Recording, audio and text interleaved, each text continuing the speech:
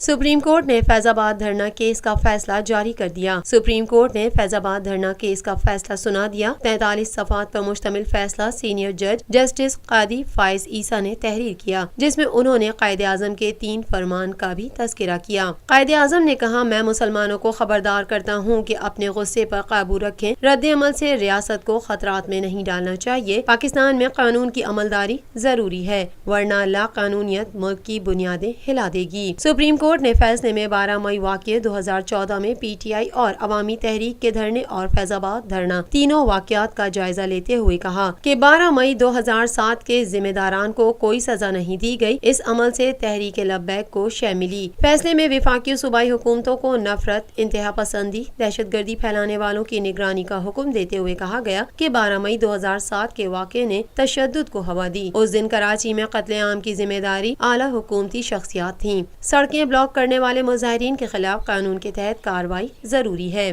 फैसले के मुताबिक सियासी जमात बनाना और एहतजाज आईनी हक है, मगर एहतजाज के हक से दूसरे की बुनियादी हुकूक मुतासर नहीं होने चाहिए। हर सियासी जमात फंडिंग के जराए बताने की पाबंद है और इलेक्शन कमीशन कानून के खिलाफ वर्जी करने वाली सियासी जमात के खिलाफ कार्रवाई करे। आइन में एहतजाज का हक नहीं बल्कि जमहूरियत में एहतजाज का हक है। वाज़ेह है कि इलेक्शन एक्ट की मंजूरी के दौरान खत्म नबूवत हल्फनामे में तब्दीली पर तहरीक लब्बैक या रसूल अल्लाह सल्लल्लाहु अलैहि वसल्लम ने फैजाबाद इंटरचेंज पर धरना दिया था। धरने के खात्मे के लिए अदालत ने हुक्म भी जारी किया था। ताहम ताकत के इस्तेमाल पर कई इंसानी जानों का ज़िया हुआ था और मुल्क भर में धरने दिए गए।